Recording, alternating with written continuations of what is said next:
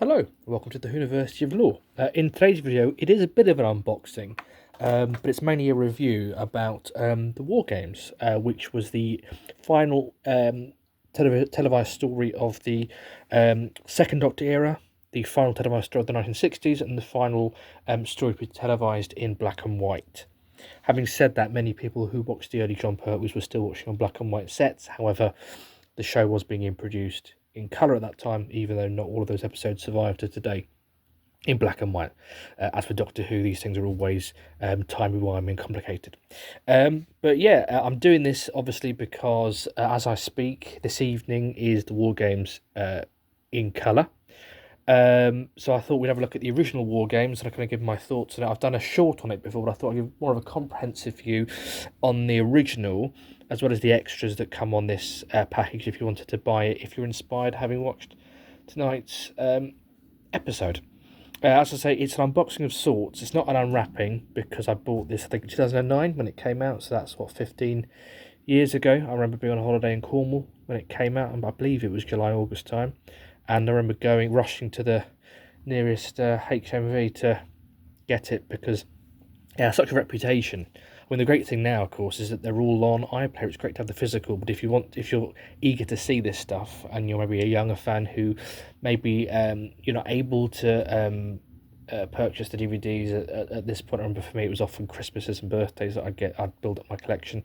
Then you can watch them on iPlayer while you're waiting to own the physical product and get all of the extras that come with them. Of course, now we've got the amazing collection sets, and I'm sure this will get the collection treatment at some point. But yeah, it is an epic 3-disc set because it is a 10-part story. A bit of context behind it. I think it was meant to be a lot shorter. However, the final Black and White Doctor Who season, behind the scenes, there was some a lot of change of plan going on production-wise, and so this ended up becoming a 10-part story to kind of absorb some of the episodes that were meant to be produced that in the end didn't proceed into production. So it's a big 10-part story. It is written by the incredible Terrance Dicks, along with Malcolm Hulke, two writers who are going to have an incredible impact on the show in the very near future after this. I mean, pretty much from sort of the following story onwards, really, the opening of the colour era of Doctor Who. And actually, I will say now, if you are a fan of the War Games after watching it today and you want to know what happens next, Season 7 is coming out on Blu-ray in the new year, and it is an excellent season in which these two individuals are very heavily involved. Some great stories in that season. So the War Games, as I said, is a 10-parter, and I like long Doctor Who stories. Do you know what? I'll be honest with you, I don't mind how long they are, as long as they're not too short. Things like Time Crash I love, and I love them so much because I just want more. But yeah, for me, I'm not one of those people who would get bored with a longer story. I enjoy the more time you have, the more time you have to get to know the characters. However, I do understand that sometimes with these stories there can be padding. Now, I enjoy padding because often it's time to spend with characters or time just sort of having fun in the world, really. But I can understand how fans who want that pace and want to get to the story and padding can be a barrier to sort of getting through the story and getting to those big developments. The War Games, despite being 10 episodes long, which makes it the third longest story of the original run of Doctor Who, despite that, I actually wouldn't say it feels like it's got a lot of padding in. I'd say, and I think this is where, so tonight there's going to be a colorized version. And for that, it's going down from 10 episodes, which would have been, let me do the maths on this, so about 4 hours long. And it's been cut down to an hour and a half. So it's been cut down by around 2/3. So 2/3 of the story is being taken out. And of course, a similar approach was taken with the Daleks. A similar amount of material was removed. Whereas the Daleks, I would say there was a lot of padding that could be taken out. The War Games, it never ever at any point when I'm watching it, it never feels like the quality is dipping at any point. It just is consistently strong. Now, are there bits that I think could be cut? Absolutely. I think for the pace, to keep it focused on one story, I think you could very heavily keep it, and I'll try and keep it spoiler free if you have not seen it. I think tonight they could very much keep it focused on the World War One plot, maybe have a few kind of a sort of montage scene where you kind of look through the other war zones. But as enjoyable as they all are, and as rich and brilliant characters as they all are, I think the way they might be able to do it today is to kind of focus on that World War One plotline, because there are some really endearing, engaging characters in that. As I said, there's a lot of escaping, getting captured and escaping, and characters having their minds wiped. But all of it is really fun. It's just a fun story, and there is an energy to it. And I would recommend anyone watch this. I think you won't be disappointed, and it's not a chore to watch. 10 episodes. You actually you'd watch over successive nights. You're not going to do it all in one go or successive weeks, but you definitely won't feel at any point like, oh, when is this going to end, or when are we going to get to this? It does keep up the whole way through. And then, of course, there's that final episode, which is the famous one when we get the Time Lords for the first time. And so that is the one episode I would say where there is padding that could be taken out with them escaping. And I think tonight's episode, potentially, if I were to have edited it, I would have had them arrive on Gallifrey like they do at the start of the episode, and then kind of go straight into the goodbyes and then to the trial. I think a lot of the stuff in the middle you could easily cut and not impact on the overall plot. But yeah, so kind of going back to the original, it then has an ending which is quite famous, where we don't actually see the regeneration into the Third Doctor, but it's kind of left quite mysterious at the end, and of course they still weren't using the word regeneration yet. But yeah, it's a really good story. I think the production quality is very high on this, especially the historical settings. But yeah, in terms of the package, you get a range of extra features on here. You get a making of, commentaries, a look back at the black and white era now and then for locations, in conversation with the makeup designer Sylvia James, a lovely documentary about regeneration, a little bit out of date now, because since then we've actually seen the Eighth Doctor's regeneration, and as the War Doctor wasn't in there before. But I'm hoping for maybe for Blu-ray they update that for the collection set. Strip for Action, looking at the comic strips of the Second Doctor, which is quite interesting because we never see the regeneration. There's been this whole season 6B thing that's grown up, which is basically where the Second Doctor had adventures between here and regenerating. He worked for the Time Lords for a time, and that was originally seen in the comics, which actually will be discussed in here, and more famously now, as I've reviewed on the channel, in the Big Finishes and some novels.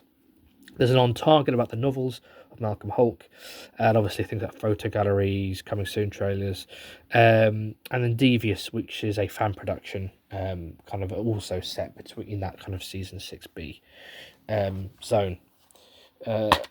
But as with all DVDs, you get a lovely booklet with viewing notes, not as comprehensive as the special limited edition collection box set booklets, but still a wonderful read. And then it's episodes 1 to 5 on disc 1, 6 to 10 on disc 2, and then the bonus features are on disc 3. I've heard that there's going to be a Blu-ray release of the colorized edit, and if it follows the pattern of the Daleks release, these discs will be in the set as well as DVDs. Having said that, it is a different scenario because the Daleks was a 1-disc DVD release, so it became 1 Blu-ray, 1 DVD. With this, it's going to be 3 DVDs and a Blu-ray. So whether they just cram them all on 1 disc and not have the bonus features, I'm not sure. But we'll have to see. But very exciting. Obviously, I own this one anyway, but I'm hoping they kind of port it all over to the new Blu-ray release. So I'm looking forward to tonight. I think I know for some people who are very, very fond of the original broadcast versions, there are sometimes worries around how it will be edited and what's going to be edited out, and things like the sound effects and music and the new effects. The great thing with this is that the original will always be there. You can always buy this. It will be on the Blu-ray, it will be on iPlayer, but there's now another way of watching it for fans who maybe wouldn't perhaps find the original accessible. I think it is an accessible story. I think there is a lot to draw a viewer in, but some viewers find black and white hard to watch. They might find it hard to watch over 4 hours and fit that in as well. It is finding time as well. I think it's one of those things where I think they are very addictive, these cut down versions. I think because of the nature of the kind of bang bang bang bang bang of the narrative, there's no real easy jumping off point, so you kind of just find yourself being drawn in, and before you know it's the end of the episode, and you've watched a whole hour and a half. I'm really looking forward to it. I loved the edit last year. I loved the colorization. I loved the new sound effects. I'm particularly looking forward to today, the new CGI. Most importantly, I'm looking forward to the final scene on Gallifrey, which wasn't named at the time. But the Time Lords, kind of the effects on the eyes look incredible from the trailer. And of course, we know that the YouTube video that a fan made, the Confession Dial, which is the regeneration into the Third Doctor, which was an incredible. Actually, when I saw it earlier this year, I said to my friend, I said, I really hope if they ever do the War Games in colour, because it was speculated. I don't think it had leaked, but I think a lot of us thought it would be a logical one to colorise. And I kind of thought if they do, and we always thought they probably would do a Troughton, having done a Hartnell last year. And I remember thinking if they do the War Games, I'd love them to use this. And thank goodness they did ask Confession Dial. From what I've read, they've asked Confession Dial to kind of re-edit the video slightly for kind of broadcast. So I'm hoping we get the season 6B montage in there, but we're going to finally have a sort of full colour version of the War Games with the regeneration with the Third Doctor at the end, leading into Spearhead from Space, which is then out on Blu-ray as well. So we should early next year have Spearhead and War Games on Blu-ray around the same time. We can do a bit of a marathon from War Games right the way through to Green Death on Blu-ray now, can't we? Is that right? I think it is. Yeah. Now, most excited, what I'm looking forward to tonight is that some other fans interviewed someone who was involved with the original production earlier this year, who turned out they had some film elements from the first episode of War Games from the location shoot. And so what we're going to see today is the original film from certain scenes in episode 1. I don't think it's a lot of film, but it's still exciting. From episode 1, obviously shot on film, so it can be scanned in HD. And it's been colorized, so we're going to see sort of color HD Second Doctor with Jamie and Zoe, which I'm really looking forward to. So it's a great Christmas treat. I'm really looking forward to it. I'm really looking forward to the Christmas special this year, and I'm looking forward to the proms. But as a big 60s Doctor Who fan, I think for me this is the highlight. I'm gonna love all of it, but this is going to be my highlight. And of course, I will do a review of the new version as soon as I've seen it. But for now, I just wanted to kind of go over the original and the original packaging. If anyone wanted to dip in and get it following tonight's broadcast, although you might want to hold out and see whether they include all this on the Blu-ray, which I'm sure we'll get details on soon. I'm also wondering whether because we've not had a trailer yet of season 7, the collection set, maybe we won't get a trailer, but I'm thinking maybe they might put one on after War Games as a sort of advert for, well, if you enjoyed this is what comes next. That might be interesting, because I'd love to see the restoration work, because season 7 is a hard one to restore, especially Ambassadors of Death. So it'll be interesting to see how they've managed that. But yeah, did you enjoy the War Games, the original broadcast version? Do let me know in the comments below. And what are you looking forward to from tonight's version? Again, do let me know in the comments below. As always, don't forget to like and subscribe. I look forward to speaking to you soon.